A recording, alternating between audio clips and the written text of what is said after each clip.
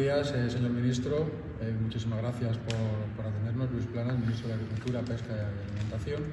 Y quería preguntarle, ¿cuál es la valoración suya sobre la ley de la cadena alimentaria, la nueva ley?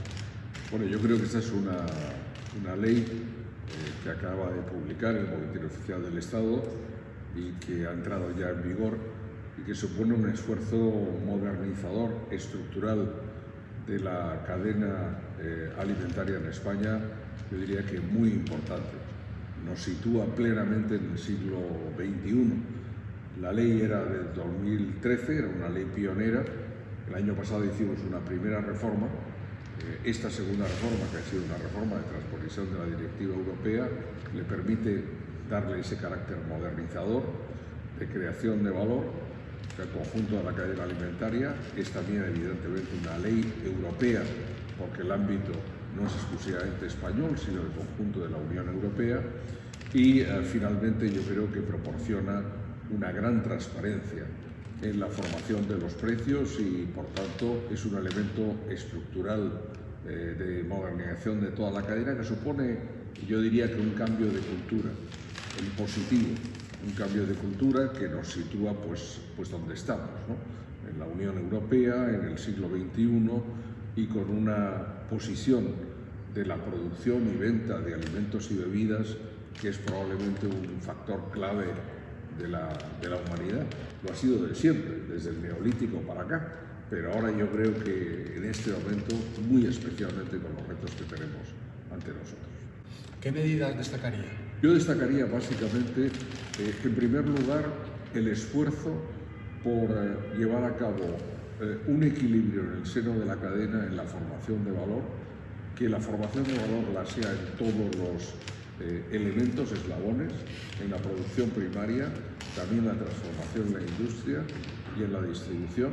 Evidentemente, lo que se produce también en materia de formación de precios, que los precios pagados al vendedor tengan que ser siempre por encima de los costes de producción en los cuales haya incurrido, es, yo creo, un elemento muy importante, una seguridad.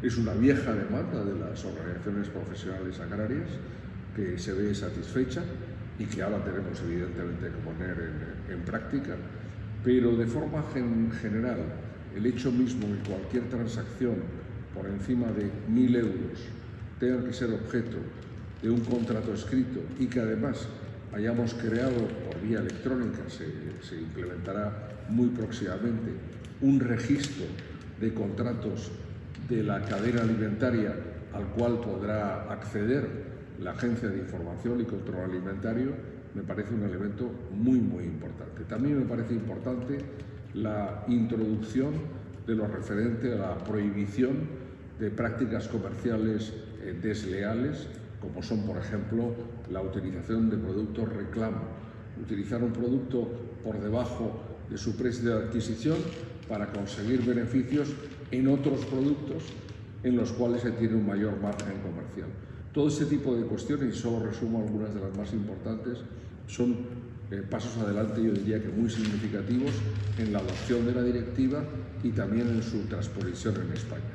Y finalmente, un aspecto que creo que es muy importante en cuanto al avance es el hecho de que estamos hablando ya no, como en la ley del 13, del mercado español, sino estamos hablando del mercado europeo.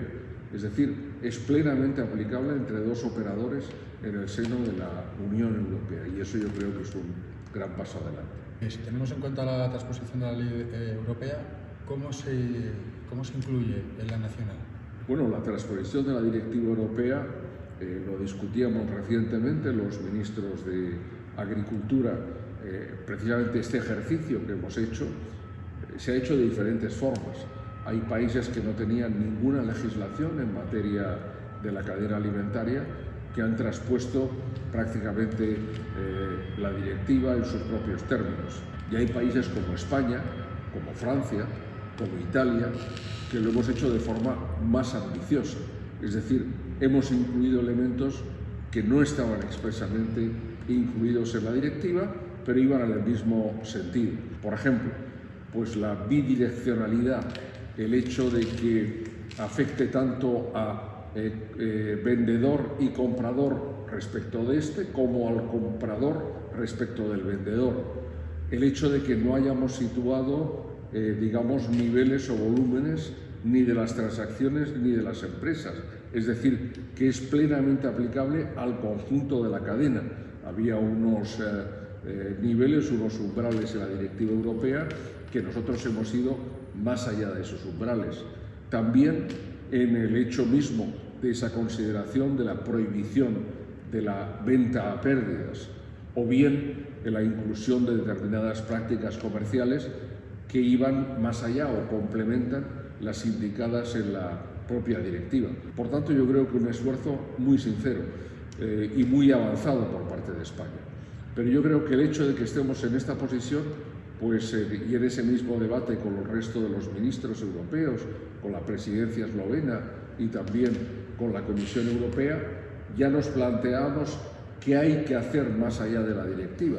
Y yo creo que lo que queda por hacer más adelante a nivel europeo es en buena parte lo que hemos hecho en España en su transposición para nuestro país. La cadena agroalimentaria es una cadena muy amplia. ¿Cómo se ha gestionado, cómo se ha colaborado con los diferentes agentes y cómo han tomado parte en esta modificación?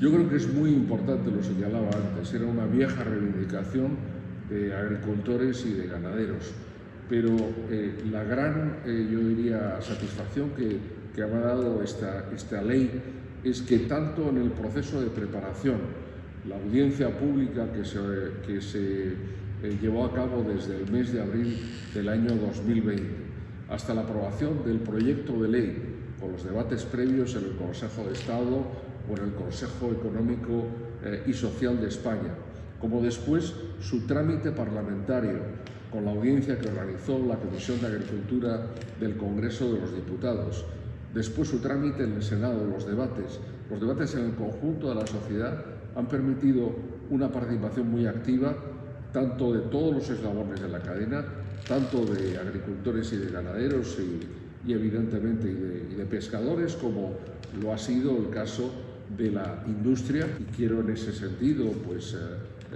darle las gracias por su aportación activa desde el punto de vista de las aportaciones a esta ley, como lo ha sido también las asociaciones de la distribución, que de igual modo han contribuido a la elaboración de la ley. Y algo más importante incluso, que una vez la ley aprobada, los convoqué en el Ministerio a toda la cadena para que justo en días antes de la publicación de la ley, de la aprobación final y de la publicación, ratificara el compromiso colectivo de su aplicación. Y yo creo que esa es una gran tarea. Esta es una ley que cambia la cultura comercial en los intercambios y en la realidad de la cadena alimentaria.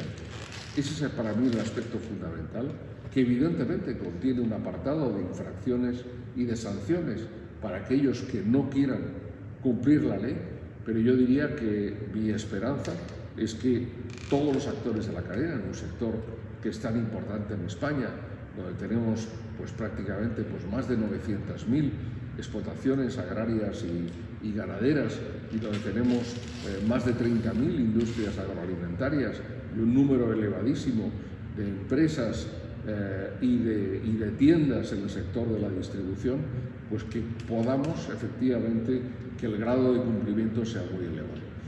Esa es mi apuesta, esa es la apuesta del Gobierno. Yo creo que los actores están implicados muy directamente y espero sinceramente que lo logremos.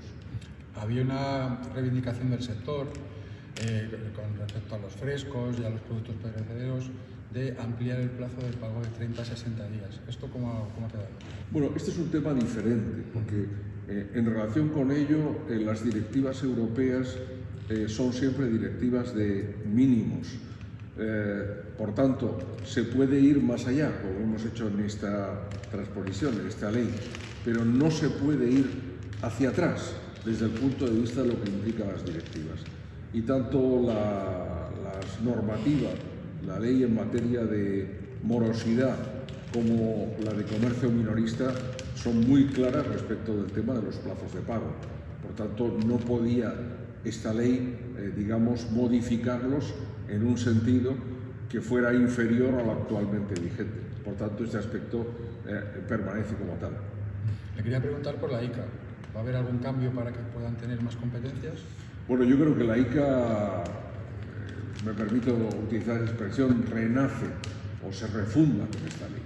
La ICA fue, en su momento de su creación, una institución muy importante, la Agencia de Información y Control Alimentario. Yo creo que tanto la modificación de 2020 como sobre todo esta ley, la Ley 16/2021, le dan un papel mucho más significativo y más importante en un doble sentido. Su actuación respecto de España es competente para todas las transacciones que tienen lugar en el conjunto del territorio nacional y donde intervienen dos eslabones de la cadena situados en dos comunidades autónomas, e incluso más, si la comunidad autónoma que fuera competente porque todo tiene lugar en su territorio no actúa, subsidiariamente la ICA actúa. Pero es que además la ICA es ahora la autoridad nacional de referencia de España respecto de la red europea de autoridades de referencia. Por tanto, todo eso supone unas necesidades superiores desde el punto de vista presupuestario y humano. Hemos incrementado los presupuestos del año 2021, aprobados en el 2020, en la dotación de AICA. Lo hemos vuelto a hacer en los presupuestos que esperamos estén aprobados dentro de unos días para el año 2022 y evidentemente nos planteamos de cara al futuro, yo diría que un replanteamiento del propio rol, del propio papel de AICA en el tema. AICA es fundamental porque, como digo, es la autoridad de referencia, pero me gustaría situar este equilibrio entre lo que supone la autoridad de control y de información, que es fundamental, y lo que suponen también los actores de la cadena, que son clave para la aplicación de la ley. Por tanto, vamos a jugar con ese equilibrio, pero tanto el compromiso del Gobierno a través del establecimiento del registro electrónico de contratos, como el observatorio de la cadena alimentaria, que tan importante es, teniendo como tenemos en la ley una definición de los elementos para la formación de los costes de producción, de los costes efectivos, que a través del observatorio también podamos tener unas referencias, como lo es evidentemente la propia AICA como autoridad de control. Por tanto, son un conjunto de actuaciones donde el Gobierno y la Administración pública se pone al servicio del sector y se pone evidentemente al servicio del conjunto de la cadena para el mejor éxito de esta ley, que en definitiva beneficia no solo al sector agroalimentario, sino al conjunto de la sociedad española. Don Luis Planas, muchísimas gracias por darnos luz a esta nueva ley de la cadena alimentaria. Muchísimas gracias y enhorabuena a Alimentaria por todo el gran esfuerzo que hacen desde el punto de vista de la difusión y de la información en el ámbito alimentario.